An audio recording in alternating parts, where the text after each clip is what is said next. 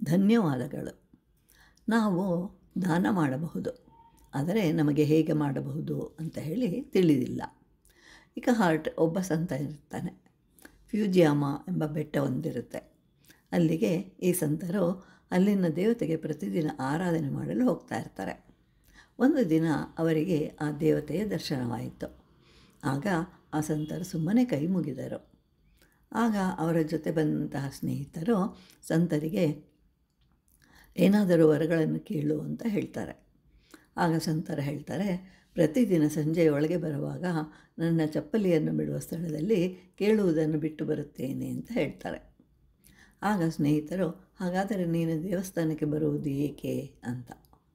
ಆಗ ಸಂತರು ಹೇಳ್ತಾರೆ, ಭಗವಂತ ಇಷ್ಟು ಸುಂದರವಾದ ಜಗತ್ತನ್ನು ನಮಗೆ ಕೊಟ್ಟಿರುವನು, ಅದಕ್ಕಾಗಿ ನಾನು ನಿನಗೆ ಧನ್ಯವಾದಗಳನ್ನು ಅರ್ಪಿಸಲು ಬಂದಿರುವೆನು ಅಂತ ಹೇಳ್ತಾರೆ.